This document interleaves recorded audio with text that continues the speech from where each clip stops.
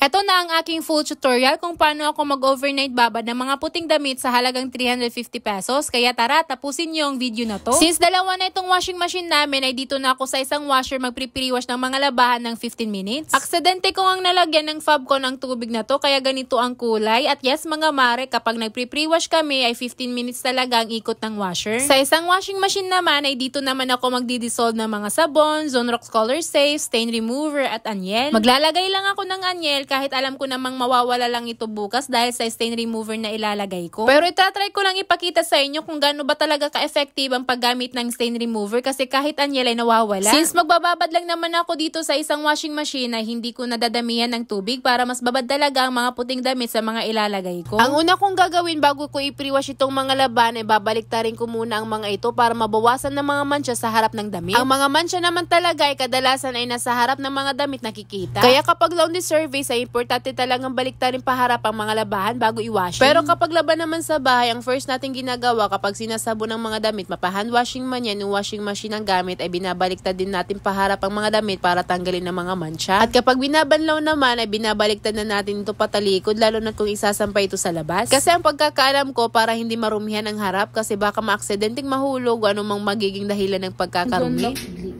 Kasi kupas po yung kulay nito. Since bago ito, ay hindi ko kahit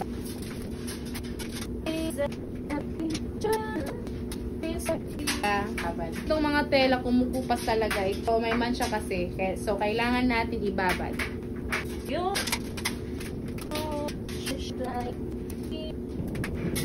kata ko dito na walang pares, tinatabi ko muna tapos tinitignan kung may pares ba o wala hanggang matapos yung nang matapos ko nang baliktarin lahat ng paharap, ay papaikutin ko na ang washing ng 15 minutes para sa pre-wash. At habang pre-wash ng 15 minutes ang mga labahan, ay magtutunaw na ako ng ilalagay ko dito sa isang washer. Kung napaka-OA ako, pero ito talaga yung ilalagay ko. Tapos maglalagay na rin din ako ng anyel para mag-blue. Pero alam ko, pagka kinabukasan, yung anyel ay kupas din or mawawala dahil sa stain remover na meron na ako.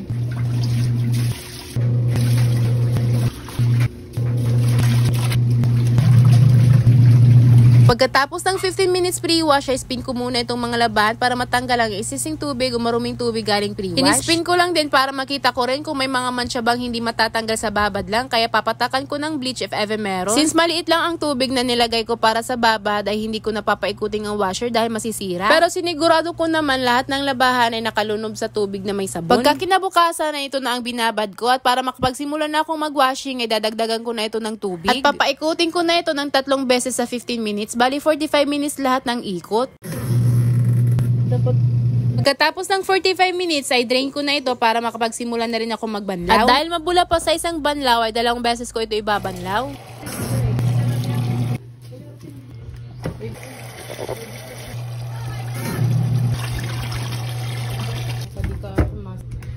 Nang matapos ko ng banlawan ng 2 beses, spin ko muna ang lahat ng to para ready to fabcon na. At dito na ako sa isang washer magfa-fabcon. Since hindi na nag-add-on si client ng fabcon, ay isang fabcon lang ang ilalagay ko, pero maliit lang ang tubig para kapit na kapit ang fabcon sa damit. Pagkatapos ko spin, ay isa-isahin ko muna itong mga puting damit na binabad ko overnight.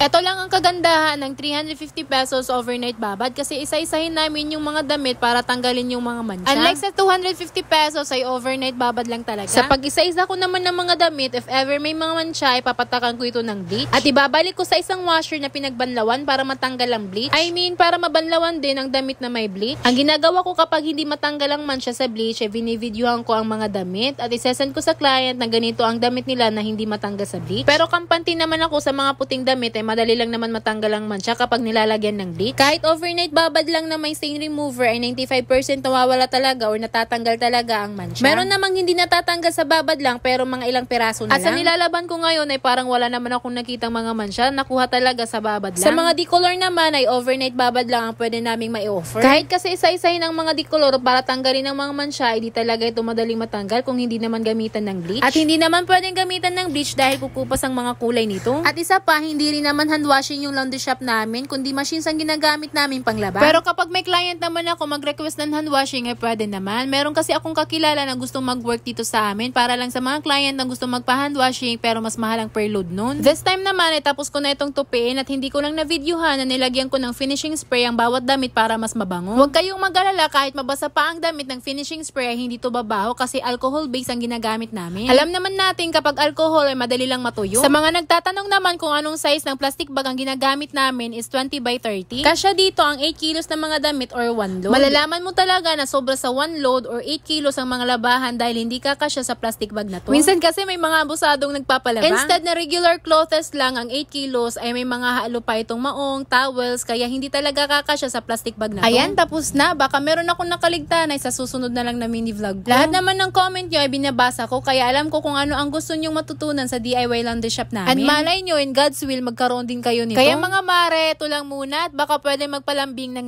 share nyo itong mini vlog ko. Salamat and God bless!